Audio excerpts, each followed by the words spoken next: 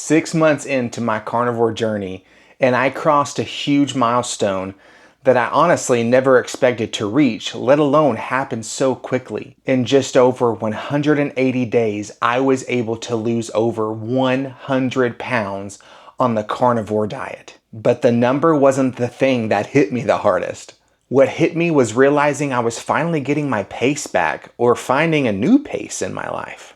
As a dad, a husband, a youth pastor, and with our growing family with one on the way, I could finally keep up again. Month 6 wasn't about weight anymore. It was about returning to life, or finding what a new life would be with this. But all this was by simply eating meat and meat products. So let's dive into that 6 month. Welcome back to Goforth&Carnivore. I'm Jordan, and sharing my real life and real results along my carnivore journey. If you're new here, hit subscribe and follow along as I unpack what 6 months of real change actually look like. This update takes place into 2023, during the early raw stages of my transformation. I had started carnivore at 370 pounds after topping off at nearly 400 pounds. And every month brought something new that I never saw coming. Day 90, the chronic issue started to fade. Day 120, I broke back into the 200s. Day 150, I hit a 91-pound loss. And now, day 180, I am 106 pounds down. I finally crossed that 100-pound threshold on the carnivore diet. This month, I took our students to our annual conference in Dallas, Texas. I saw people that I hadn't seen since last year. And y'all, the reactions were priceless. People I had known for years looked confused at me like, "Jordan?"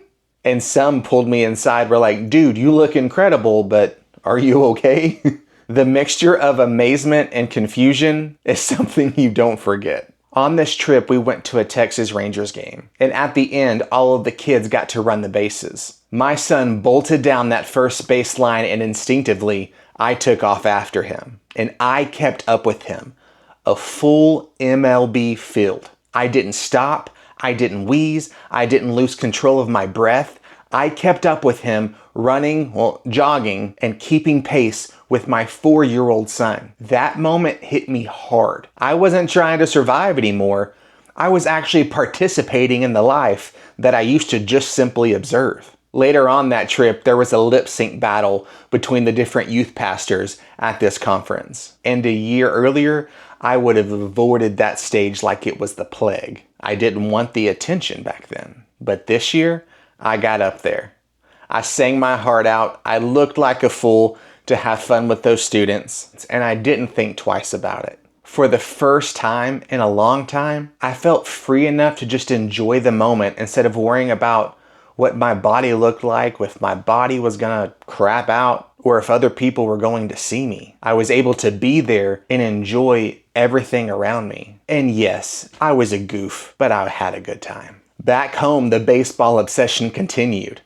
My son joined a t-ball team, and I became one of his coaches. And running around with a bunch of 4-year-olds is no joke. They do not stop. But I could finally keep up with them. I wasn't gasping or looking for a place to sit. I kept up with every drill, every base run, in every game. It felt like a redemption.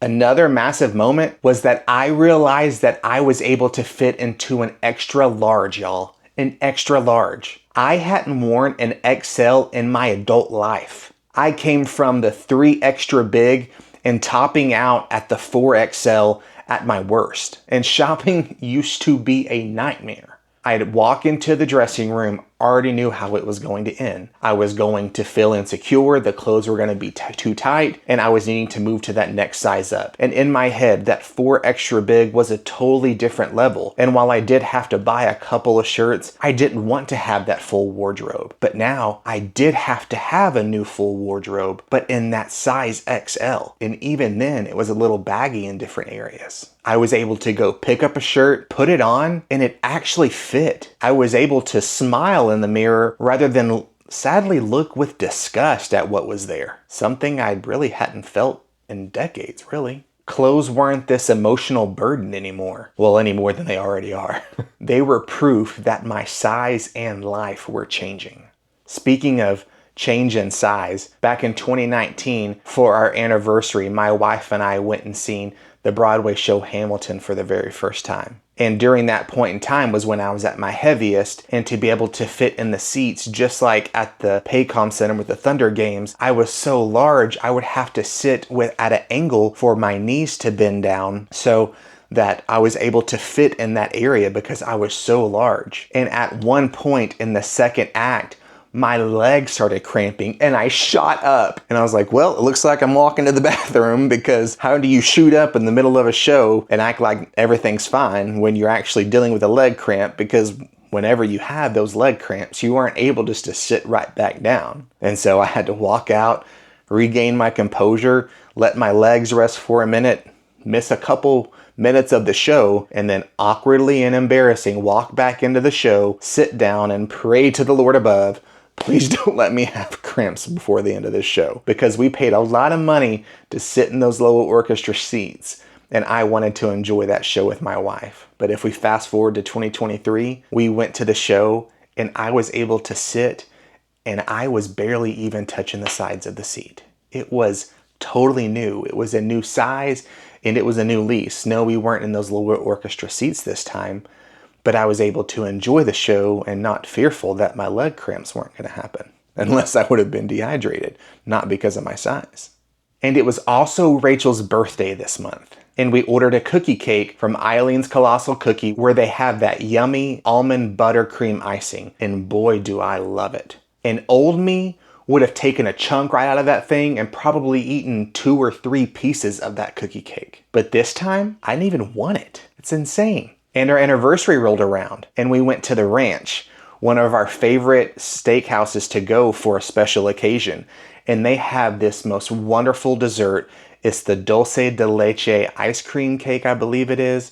If you know about that dessert. And again, nothing. It was like the cravings had all but vanished. Of course, when I see that, you have all those endorphins rush in because you remember the enjoyment that you got to eat it. But then I also remember the enjoyment I got in this new body. And so it was something totally different of, hey, this is worth not indulging, not giving yourself in and feeling miserable after. This is worth saying no and just letting it go and enjoying the evening with your wife. I didn't feel tempted and I didn't feel anxious about it. And I didn't feel deprived. It was like my cravings unplugged themselves and walked away. But I must say, month 6 wasn't all smooth.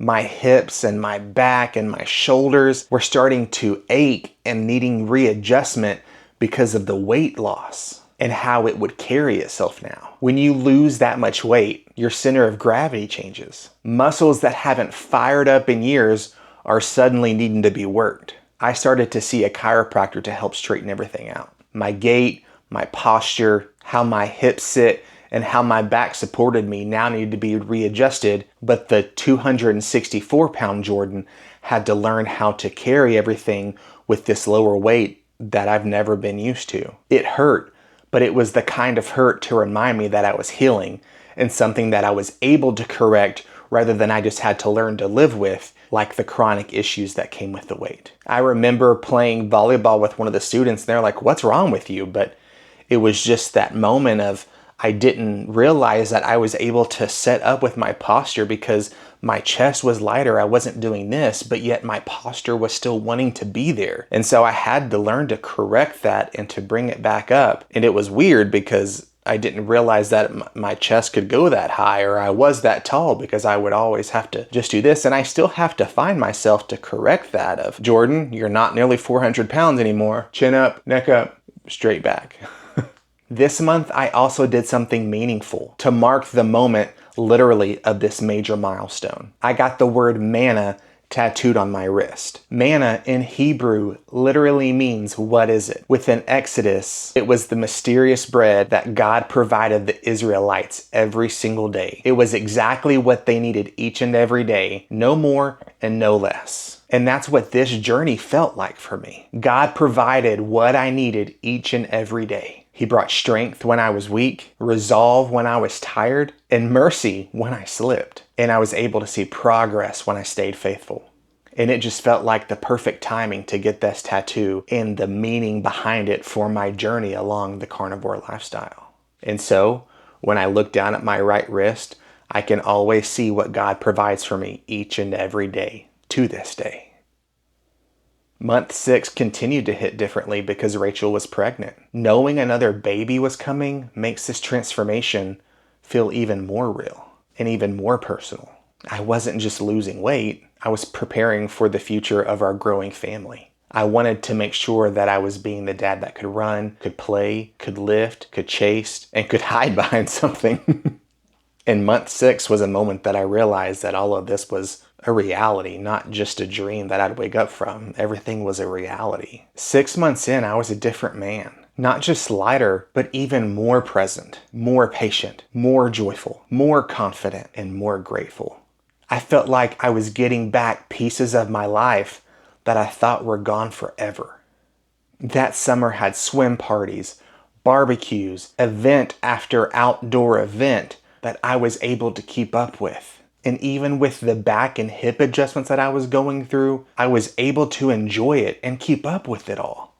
So if this video has helped you, hit like, it really does help. And share this with someone who needs that hope. So let me hear from you. If you woke up tomorrow and your energy had doubled, what would you do? Would you go kayaking? Would you go to the amusement park? Would you just go out on a walk with friends? What's something that you would do if your energy doubled tomorrow? But don't let that energy level keep you from going out. I've shown you how if you just make some small changes and just give up the carbs and sugars and just stick to meat and meat products, of how that can change your life literally forever. It's not always about weight. It's about feeling better and getting the life back that you've missed. So join me next time where I give my first year review, an audit per se, where I look at what worked, what didn't work, and what I hope to achieve in the coming year.